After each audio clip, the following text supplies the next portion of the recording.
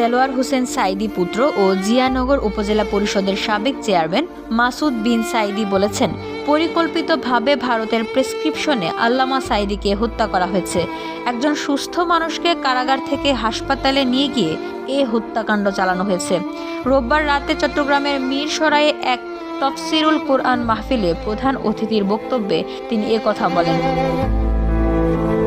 উপজেলার ৯ নং মিরসরাই সদর ইউনিয়নের পূর্ব কিসমত জাফরাবাদ রহমাতুল্লিল আল আমিন ইসলামিক একাডেমি ও হেফজোখানার উদ্যোগে এ তাফসিরুল কোরআন মাহফিল অনুষ্ঠিত হয়। এ সময় তিনি বলেন, যখন আল্লামা সাঈদীকে হাসপাতালে নিয়ে যাওয়া হয়, আমি তখন হাসপাতালে অবস্থান করছিলাম। সে সময় আমি আব্বার সঙ্গে একটিবারের জন্য দেখা করতে অসংখ্যবার তাদের কাছে অনুরোধ করেছি, কিন্তু তারা আমার সঙ্গে দেখা করতে দেয়নি। কারণ আমার সঙ্গে যদি দেখা করতে দেওয়া হতো, তাহলে যারা ষড়যন্ত্রমূলকভাবে আল্লামা সাঈদীকে কারাগার থেকে হাসপাতালে নিয়ে গেছে সেটা ধরা পড়ে যেত। মালয়েশিয়ান প্রযুক্তিতে তৈরি অত্যাধুনিক cleaning machine modern vacuum cleaner যে কোনো ধরনের ধুলো ময়লাকে পরিষ্কার করে ঘরকে করে তুলুন চকচকে ও আকর্ষণীয়। Modem, brand of luxury. Masud Sayeedi বলেন, আমরা কারাগারে আব্বার সঙ্গে প্রতি মাসে একবার করে সাক্ষাতের সুযোগ পেতাম।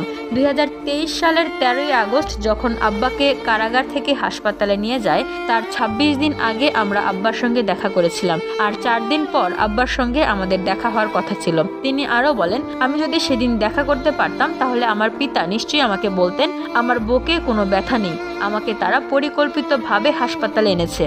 তাদের এ ষড়যন্ত্র ফাঁস হয়ে যাবে বিধায় তারা আমাকে আব্বার সঙ্গে এক মুহূর্তের জন্য দেখা করতে দেয়নি। মাসুদ সাঈদী বলেন, গত 2010 সালের 29 জুন আল্লামা সাঈদীকে খুনি হাসিনা সম্পূর্ণ বিনা অপরাধে গ্রেপ্তার করেছে। যখন তাকে গ্রেপ্তার করে তার বিরুদ্ধে মামলা দায়ের করেছিল, সেটি যুদ্ধাপরাধ নয়, ধর্মীয় অনুভূতিতে আঘাতের মামলা। যে মানুষটি 52 বছর বাংলাদেশ সহ পৃথিবীর 50টি দেশ ঘুরে মানুষকে কোরআনের দাওয়াত দিয়েছেন, যে মানুষের মুখে কোরআন শুনে পৃথিবীতে প্রায় 1000-এর অধিক অমুসলিম ইসলাম ধর্ম গ্রহণ করেছেন, সেই মানুষটি নাকি ধর্মীয় অনুভূতিতে আঘাত দিয়েছেন। এই আঘাতের মিথ্যা হাস্যকর মামলায় তাকে গ্রেপ্তার করে কারাগারে 13টি বছর রেখেছিলেন। সাক্ষীদের ক্ষেত্রে আপনারা জানেন, মামলার সাক্ষীদের ঢাকায় সেফ হাউস নামক একটি জায়গায় দিনের পর দিন ট্রেনিং দিয়ে তাদের আদালতে হাজির করা হতো। তাদের একটি মাত্র অপরাধ ছিল, তারা শুধু আল্লাহর প্রশংসা করেছিল, আল্লাহর সার্বভৌমত্ব কায়েমের রাজনীতি বাংলাদেশে করেছিল, এটাই তাদের অপরাধ। তিনি আরও বলেন, আল্লামা সাঈদীকে যারা পরিকল্পিতভাবে হত্যা করেছে সেই খুনি হাসিনার বিচার আমরা চাই।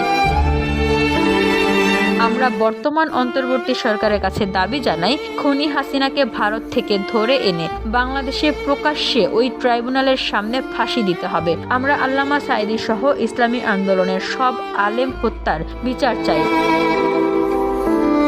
BOD Bangla news desk.